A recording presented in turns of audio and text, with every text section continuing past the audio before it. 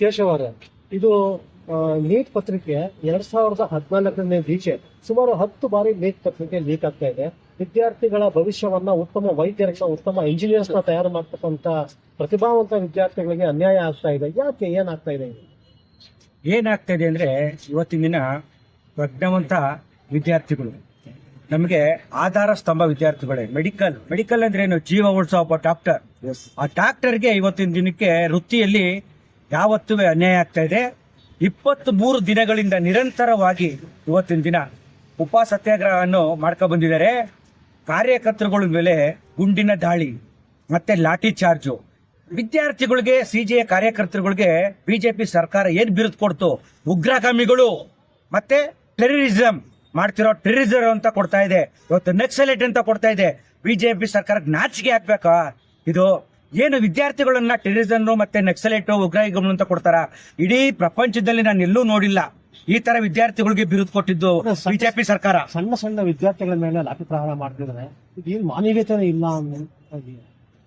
ಮಾನ್ಯತೆ ಇಲ್ಲ ಅನ್ನೋದಕ್ಕಿಂತನೂ ವಿದ್ಯಾರ್ಥಿ ಸಚಿವರಾದಂತ ಪ್ರಧಾನವರಿಗೆ ಮಾನ ಮರ್ಯಾದೆನೇ ಇಲ್ಲ. ಏನಕ್ಕೆ ಮಾನ ಮರ್ಯಾದೆಯಿಂದ ಸೋರಿಕೆ ಆಗ್ತಾ ಇದೆ. 2014ರಿಂದನೂ ಇದುವರೆಗೂ ಏನೂ ಕ್ರಮ ಕೈಗೊಂಡಿಲ್ಲ.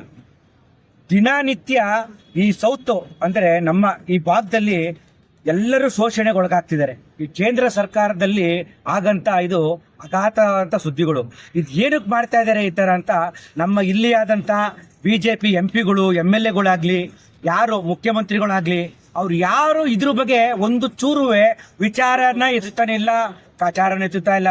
ಅವ್ರಿಗೆ ನಾಚಿಕೆ ಆಗ್ತಾ ಇದೆ. ಇವತ್ತಿನ ದಿನ ನಾವೆಲ್ಲಿ ತಪ್ಪು ಮಾತಾಡ್ಬಿಟ್ಟು ಸಿಕ್ಕಾಬಿಟ್ಟು ನಾವು ಆಮೇಲೆ ಮುಂದಿನ ದಿನಗಳಲ್ಲಿ ಎಲೆಕ್ಷನ್ ಇದೆ, ವೋಟ್ಗಳು ಆಗ್ತಲೇ ಇದ್ಬಿಟ್ಟಾರೆ ವಿದ್ಯಾರ್ಥಿಗಳು ಅನ್ನೋಕ್ಕೋಸ್ಕರ ಇವತ್ತು ಬಿಜೆಪಿ ಸರ್ಕಾರದಲ್ಲಿ MLA MP ಒಂದು ಚೂರು ಮಾತಾಡಕ್ಕೆ ಅಸಹ್ಯ ಪಡ್ತಿದ್ದಾರೆ.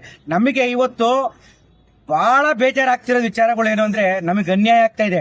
ಇದಕ್ಕೆ MLA MP ದಯಮಾಡಿ ಬಿಜೆಪಿಯವರು ಇದಕ್ಕೆ ಉತ್ತರ ಕೊಡ್ಬೇಕು. ನೀವು ಯಾಕೆ ನೀವು ಸುಮ್ ಕೂತಿದ್ದೀರಾ? ಇದನ್ನ ನೀವು ಹೇಳಿ. ಏನು ಕೇಳ್ತಾ ಇಲ್ಲ ನೀವು. ಬೇರೆದಕ್ಕೆ ಆಗ್ಬಿಟ್ರೆ ಕಂಬಳಕ್ಕೊಂದು ಪಟಕ್ಕೊಂದು ಎತ್ಕೊಂಡ್ಬಿಟ್ರಿ. ಇದಕ್ಕೂ ಹೇಳ್ತಾ ಇಲ್ಲ.